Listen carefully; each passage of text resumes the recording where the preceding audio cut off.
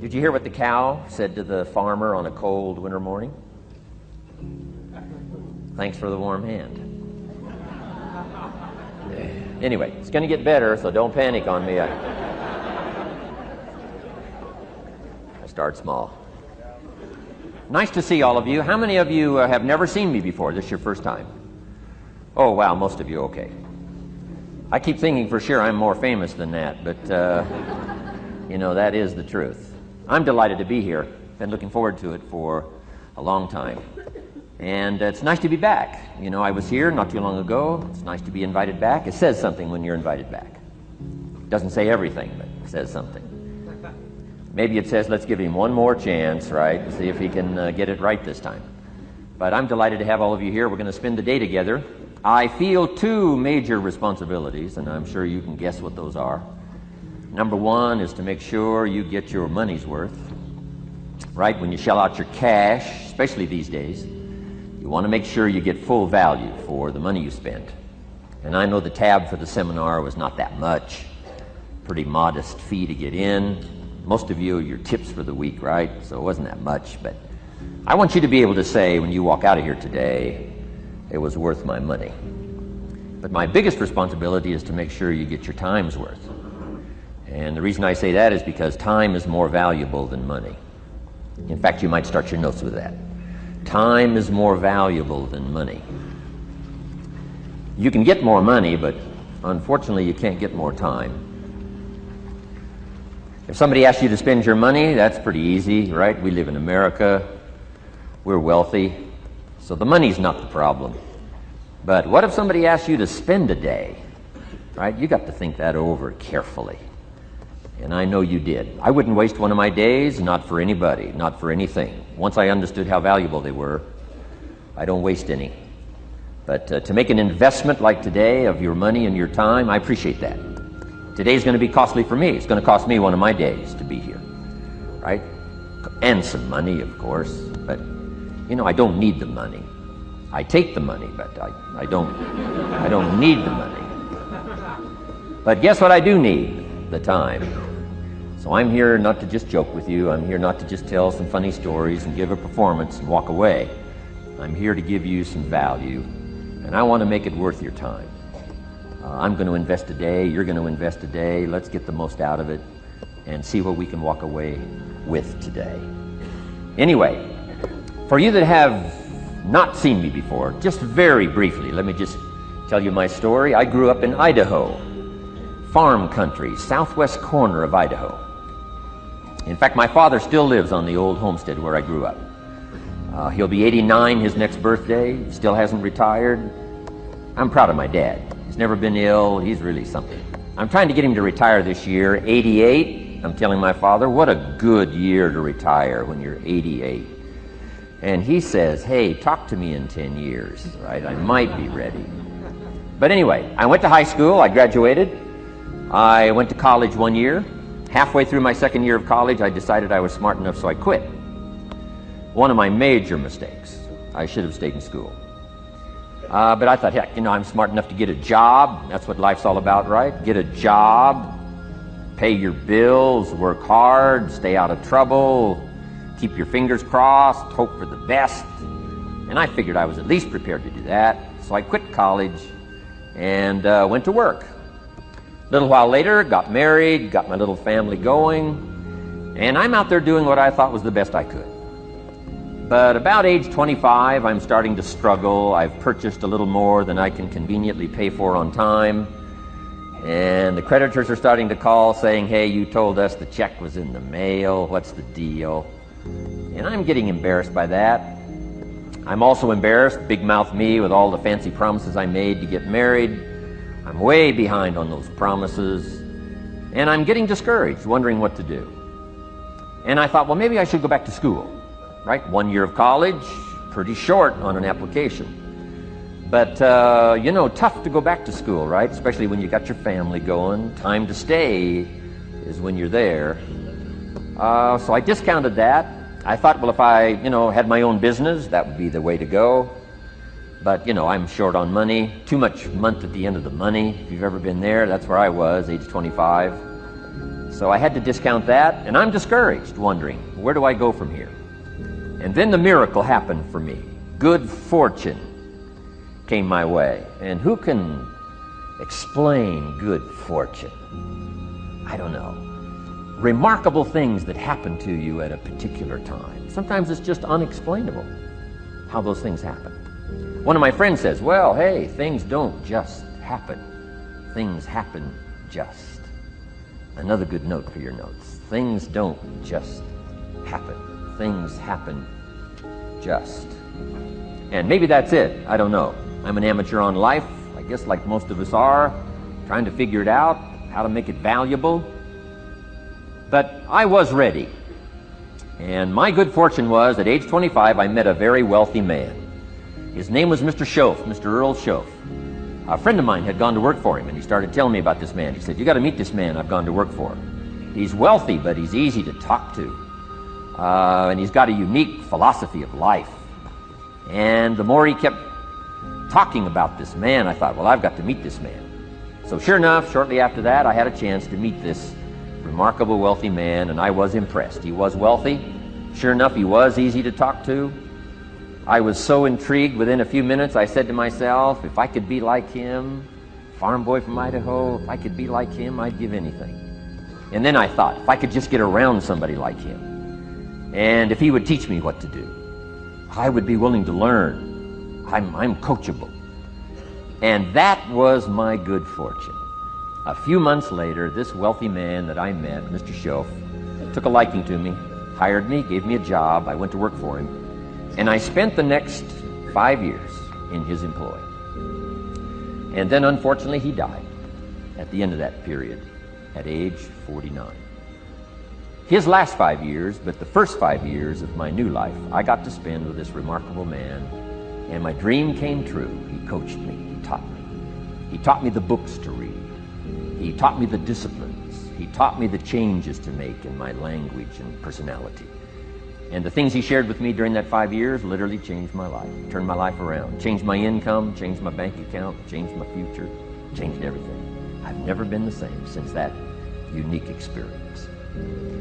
And I wish he was still alive today, Mr. Schoaf. I'm sure if he was alive today, especially after this seminar, Idaho Farm Boy makes it to Dallas-Fort Worth, full house, standing room only. Pretty awesome, I'm sure. If he was alive, I'd be calling him today saying, you won't believe what's happening to me. I've had a chance now to share with other people what you shared with me.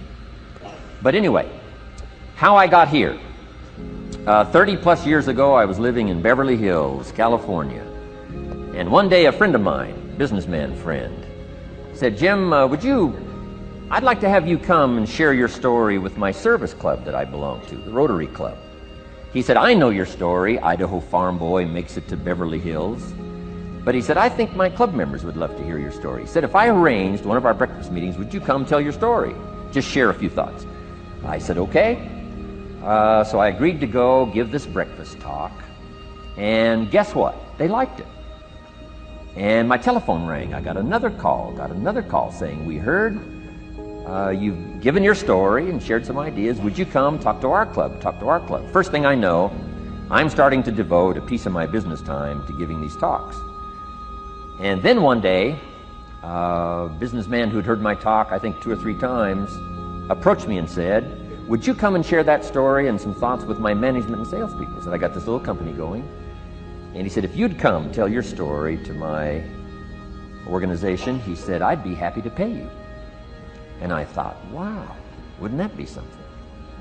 So I agreed to go do it, and I got paid. Little did I know, another fortune was waiting for me to translate my ideas into talks and speeches and seminars. Now I've written some books. It's on cassette tape. Now I get to travel around the world. Last year I was in Japan and Israel, Spain, Mexico, Australia, New Zealand, France, Germany, Canada, and now Dallas-Fort Worth. So. Idaho Farm Boy gets to travel around the world and share his story, and here I am today. Anyway, it's almost too much for me to comprehend. From where I started, raised in obscurity, in a little small farm community, and now to be here today is pretty awesome for me. So anyway, that's just a little bit about my story. My story is probably more intriguing for me than it is for you, but I wanted to hear it again, so I thought I would just, bore you with it. Anyway, I don't ask you to be impressed today. I'm the one that's impressed from where I came from to have a chance. But that's the American dream, right? Come true. Chance to start from scratch, start from obscurity, start with pennies, start with nothing, and have a chance to transform your life, change your life, set your goals, and see what you can accomplish. So anyway, that's how I got here, and I'm just delighted that this day has arrived, and I truly want to make it valuable for you. Let's go to work. Here's what I hope you'll find out of this seminar today for your notes. Here's what I hope you'll find. Number one, sincerity. Above all else today, I hope you'll find me sincere. Best place for people to start to communicate is sincerity on both sides. I'm sure you're sincere or you wouldn't be here today, right? To spend this kind of money, to spend this kind of time, roll up your sleeves today, go to work like I am, and get this message. You've got to be sincere. So I assume you're sincere. Now I want you to see me sincere. But I've got a good note for you to make. Sincerity is not a test of truth. Important note to make. Sincerity is not a test of truth. We must not make the mistake of saying he must be right, he's so sincere. That would be a mistake. And here's why. It's possible to be sincerely wrong. So we don't mistake sincerity for truth, right? Sincerity is only a test of sincerity. Truth has to yet be tested by truth, okay? But hopefully you will find me sincere and truthful. Next, a combination of things I hope you'll find here today. Ideas plus inspiration. Ideas plus inspiration. Ideas, business ideas and social ideas and personal ideas, we all need ideas, right? How to have a good day ideas, how to have a good year ideas, how to have your best year ever ideas, good health ideas, personal relationship ideas, how to deal with your family ideas, sales management ideas, financial freedom for the future ideas. We all need good ideas. So today, I hope you gather up by notes and by what you can remember, a lot of ideas. I want to share as many with you as I possibly can in the time constraints we have.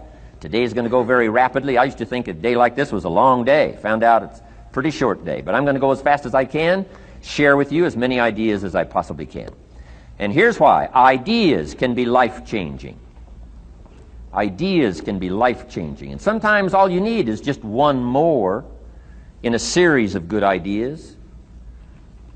It's like dialing the numbers into the lock, right? You got 5 or 6 numbers dialed into the lock. The lock still won't come open, but you don't need 5 or 6 more numbers. Maybe you just need one more, and maybe a seminar like this could do it. A sermon could do it. The lyrics from a song could do it. The dialogue from a movie could do it. Conversation with a friend might do it. That one last piece you need, number. Dial it into the lock, that's it. The lock comes open. There's the door for you to walk through. And maybe this seminar today could furnish that for you. One more idea. I know you've come with a lot already. Sometimes we get the impression, I used to have that I only had this much going for me and I needed this much. Usually not true. And I'm sure not true of this audience, where I find you today, as well dressed as you look today. You know, as fine as you are sitting here today, it isn't that, you've got this much going for you and you need this much. I would assume you've got this much going for you, and maybe all you need is just a few more thoughts, ideas, to furnish you some ways and means to turn your life into the dream you want it to be. So, ideas. The seminar is going to be loaded with ideas. I want you to take good notes. But here's what else I hope you'll find here today, and that is inspiration. And who knows the mystery of inspiration? Why some people are inspired and some are not? You were inspired to get here. Some were not. Who knows the mystery of that? I don't know.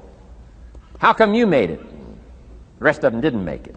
We don't know what that mystery is. Some people turned it down. Some people said it costs too much. Some people said it's going to take too much time. Some people are too busy, right? A lot of different excuses why some are inspired to take advantage of something that comes to town. Others pass it up. We don't know the mystery to that. Here's what I call it, mysteries of the mind. And I just leave it at that. Some things I don't try to figure out. I take the simple approach now. Right? Some people do and some people don't. I mean, that's about as profound as my philosophy is. Some buy and some don't buy. Some go for it and some don't. Some change and some don't. And if you've been around for a while, you can usually work out the numbers, right? Out of 10, 3 do, 7 don't. Whatever business you're involved in, pretty soon you got this ratio going. The ones that do, the ones that don't. You say, well, why don't the ones that don't, how come they don't? We don't know. I just leave it as a mystery. I used to try to understand all that. I just take the simple approach now. The guy says, this happens to me, this goes wrong for me, and all this stuff goes wrong for me. How come all this stuff happens to me? I say, I don't know, beats me. The best I've been able to figure out is those kind of things always happen to people like you. I mean, right? That's the best I got. I don't know. I'm an amateur on this stuff. What do I know? So, just take the simple approach, right? That's how it is. Who knows? Interesting story says, the day the Christian church was started. Now, I'm an amateur on the Bible, but best account I can remember, the day the Christian church was started, a magnificent sermon was preached. Great presentation. And if you're a student at all of good communication, it was one of the classic presentations of all times. The sermon, the first day the Christian church was started. And it said this sermon, this presentation was given to a multitude, meaning a lot of people. But it was interesting, as the account gives us, the record, it says, when the sermon was finished, there was a variety of reaction to the same sermon. Isn't that fascinating? I find it fascinating. It said some that heard this presentation were perplexed. And I read the presentation, sounded pretty straightforward to me. Said, why would somebody be perplexed with a good, sincere, straightforward presentation? Best answer I've got. They are the perplexed. I mean, what other explanation is there? It doesn't matter who's preaching. Right? It said some that heard this presentation mocked and laughed, made fun of the presentation. I thought, hey, this looks pretty sincere to me. If you give a sincere, honest presentation, why would somebody mock and laugh? Easy explanation. They are the mockers and the laughers. What else would you expect them to do? Right? I used to try to straighten all that out. Say, well, they shouldn't do that. I don't do that anymore. I've got peace of mind now. I can sleep like a baby, not try to straighten all this stuff out. I used to be so naive. I used to say, well, liars shouldn't lie. See, how naive can you be? Of course they're supposed to lie. That's why we call them liars. They lie. So I don't straighten this stuff out anymore. Anyway, it said some that heard this magnificent presentation didn't know what was going on. And they're usually easy to spot. They're usually saying, what's going on, right? I mean, they don't know what's going on. But interesting, right? A variety of reaction to the same sincere, honest presentation. Now, it also says, in wrapping it up, some that heard the presentation believed. And I think that's who the speaker was looking for, the believers. Interesting. Now, it said the number of believers was about 3,000. So a pretty good first day. 3,000. I've had some first days, but I never had 3,000. But anyway, 3,000 were believers. And that's the speaker was looking for the believers out of this multitude. And that's about as close as we can come to understanding the mystery.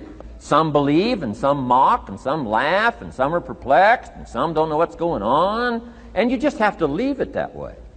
Why? Because that's the way it's going to be. The way to be brilliant is to find out how it's going to be and then say, here's how it should be. I mean, that's how you become brilliant.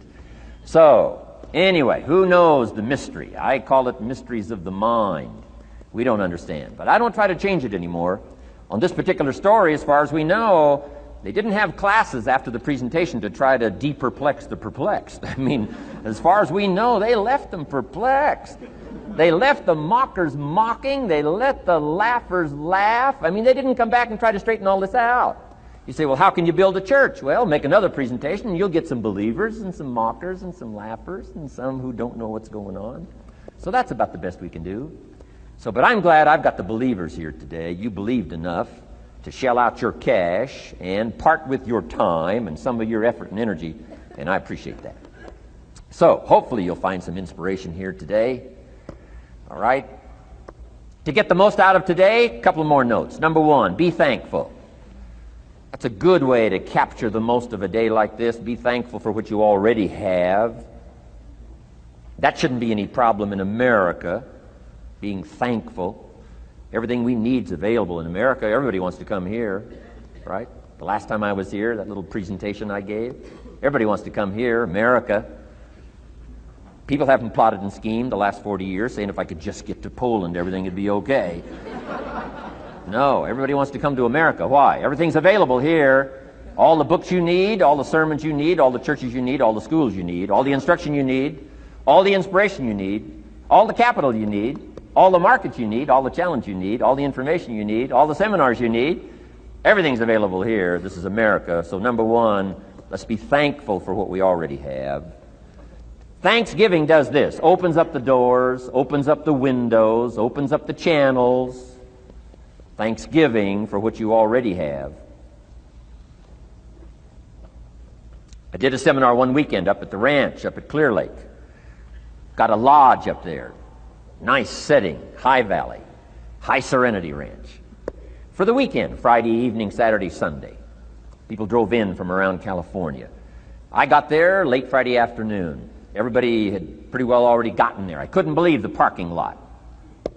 Continentals and Eldorados and Mercedes and Cadillacs and unbelievable. Ferrari, one Rolls Royce, unbelievable. I walked in, good-looking crowd about like this, sitting there ready for the weekend seminar. My opening remarks were, ladies and gentlemen, I think the rest of the world would find it strange that we have all come here this weekend to try to figure out how to do better.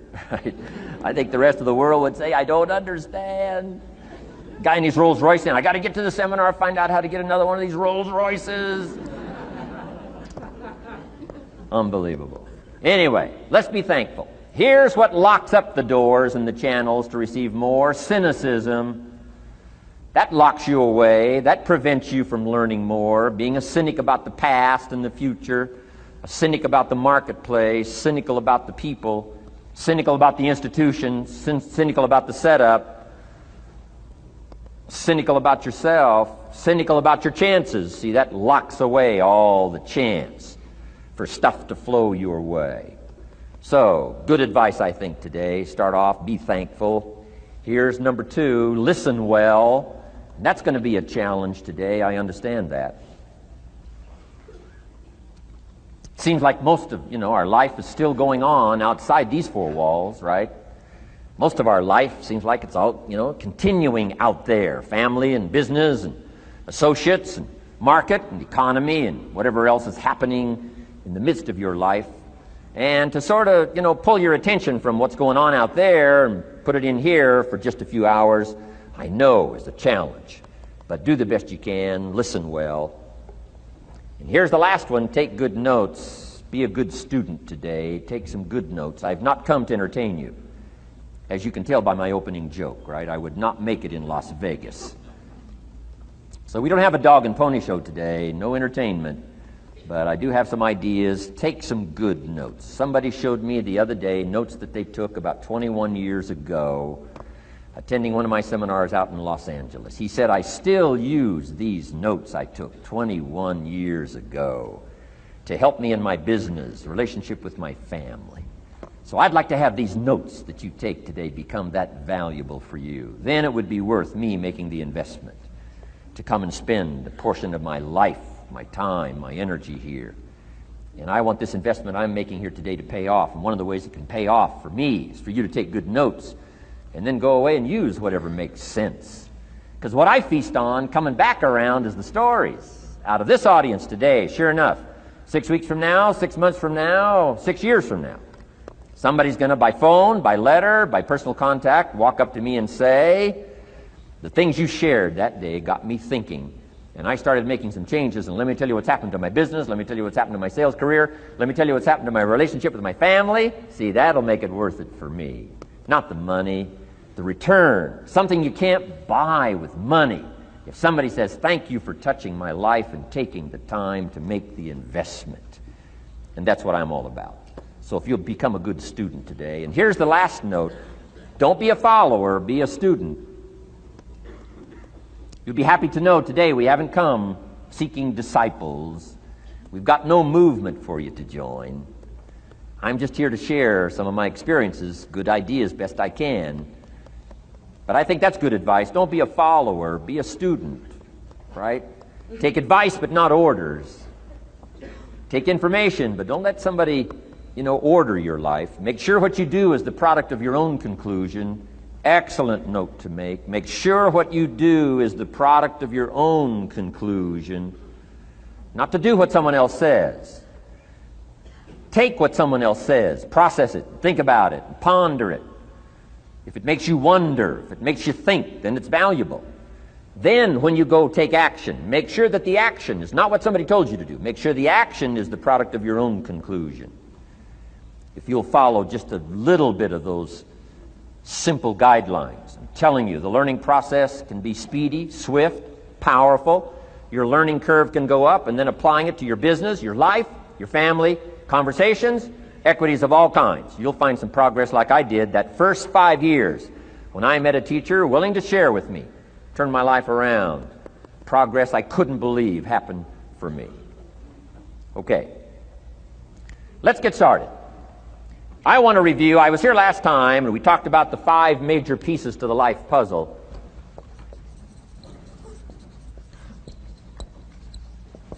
And I just want to review those because it lays such a good foundation for all the rest that I want to share with you today. We got a lot of subjects to cover, so we're going to go rather swiftly, okay?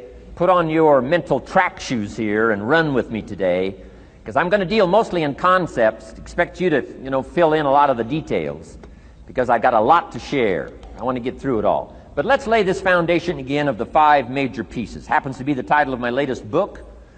But I think it is so valuable in laying a foundation. It's some of the things I learned between ages 25 and 30. The teacher who taught me so well. He dealt in these fundamentals, we call these fundamentals. We call these basics. Basics for sports, fundamentals for your business, fundamentals for the way you deal with your family, a few simple things. A few basic things that if you practice every day can make all the difference in the world, how it works out. I boiled it down to 5 major pieces to the life puzzle. Let's just review those. Number 1 is philosophy.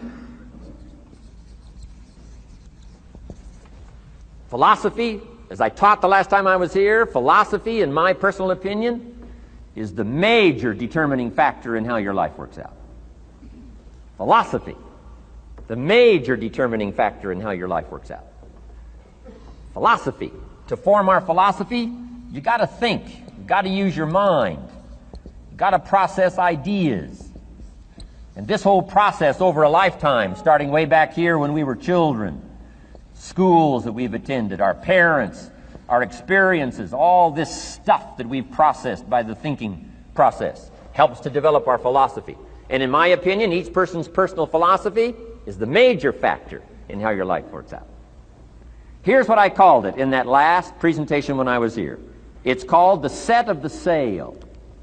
Each person's personal philosophy is like the set of the sail. Now, I used to think it was circumstances that ordered my life. If someone would have asked me at age 25, Mr. Rohn, how come you're not doing well? Pennies in your pocket, creditors calling, nothing in the bank, behind on your promises to your family, you live in America, 25 years old, got a beautiful family, every reason to do well, and things are not going that well for you. What is wrong here? It would not have occurred to me to blame my philosophy. It would not have occurred to me.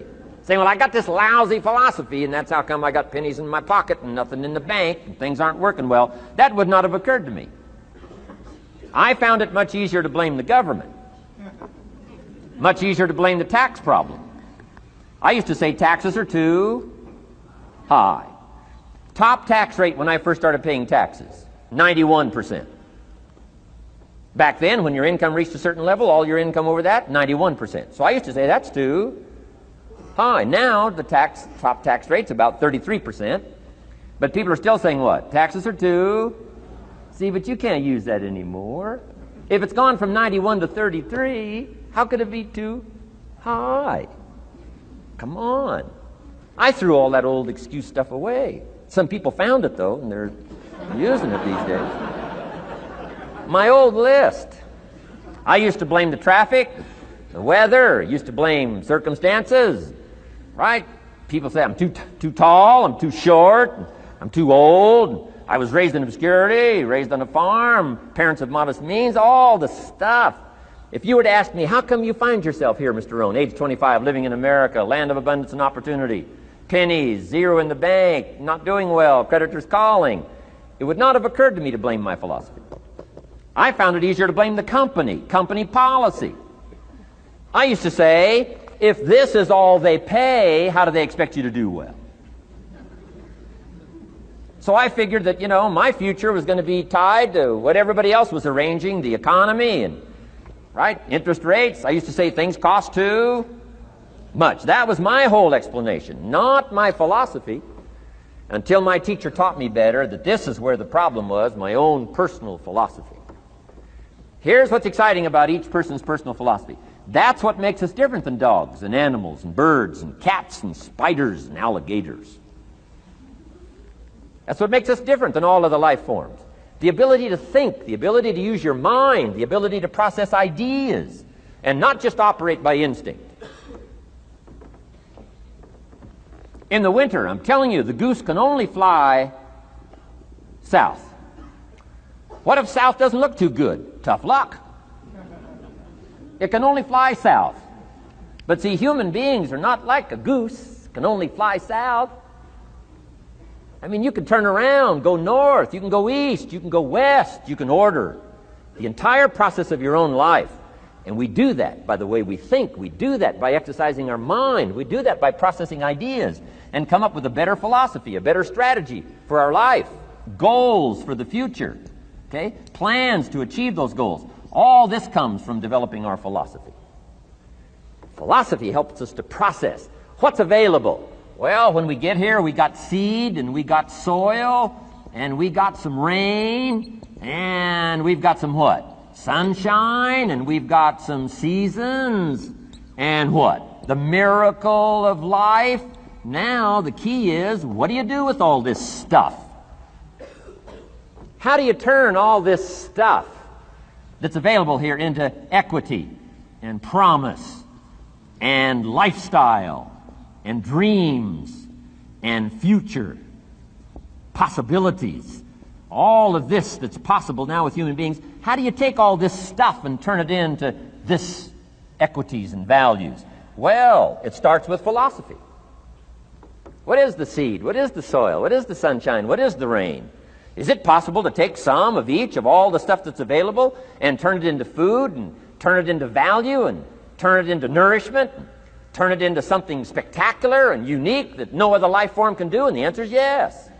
But you cannot deal with all this stuff and what to do with it unless you start refining your philosophy. Think, use your mind, come up with ideas, and strengthen your philosophy. So the seed and the soil and the rain and the sunshine, this is called, the economy and the banks and the money and the schools and everything that's available out there, processing information, what to do with all that, and turn it into equity and value. That is the major challenge of life, my personal opinion. So each person's personal philosophy now is going to determine what you're going to do with seed and soil and sunshine and rain and miracle, the change of seasons. That's it. My personal opinion. Each person's personal philosophy is like the set of the sail. That's what this seminar is for today. Help you to trim a better sail. You don't need a better economy. You don't need better seed and soil. In fact, when it comes to seed and soil and rain and sunshine and seasons and the miracle of life, that's all you got. Now, what if you blame this stuff? Then you're blaming all you got. If you blame the economy, and you blame the schools, and you blame the teachers, and you blame the sermons and the preachers, and you blame, the marketplace, and you blame the company and company policy, what else is there? When some people get through with their blame list, there isn't nothing else. That's all there is. And if you blame the only thing you've got to work with, I'm telling you, it's called mistake colossal in not understanding that that's all you've got to work with. And if this is all you've got to work with, then you don't change the seed, and you don't change the soil, and you don't change the rain, and you don't change the sunshine, you don't change the seasons. Right? Guy says, I'll take 3 springs, 4 summers, 9 falls, no winters. No! You can't fool with this stuff. You've got to take it like it comes. Then what do you change to make your life work well? You got to start with your philosophy. Guess what I had to do at age 25 in order to change my own future? I had to change my mind. I had to change my thinking. I had to change my philosophy. I was messed up on what was causing my problem. And once I got that straightened out, that all the stuff I blamed, the government and taxes and the marketplace and the economy and things cost too much, negative relatives, cynical neighbors, once I got rid of that and started going for where the real problem was, which was me, I'm telling you, my life exploded into change. My bank account changed immediately. My income changed immediately. My whole life took on a whole new look and color immediately. And the early results I got from making these philosophical changes tasted so good, I've never stopped the process from that day until this. And I'm telling you, with a little consideration of the refinement of your sail, by setting a better sail, refining your philosophy, your whole life can start to change from today on. You don't have to wait till tomorrow. You don't have to wait till next month. You don't have to wait till spring. You don't have to wait till 93. You can start this whole process immediately. I recommend it. Now, some people do so little thinking, they don't even have their sail up. I mean, you can imagine where they're going to wind up at the end of this week, at the end of this month, at the end of this year. Now's the chance to change, process all this information. So number 1 is philosophy. Okay. And we dealt with all that, where we get ideas from personal experience, from other people's experiences. I don't want to get into all those details because we covered that the last time I was here. But philosophy, that's number 1, my personal opinion. Each person's personal philosophy. Here's the definition of success and failure. Just make this note. Here's failure. A few errors in judgment, repeated every day.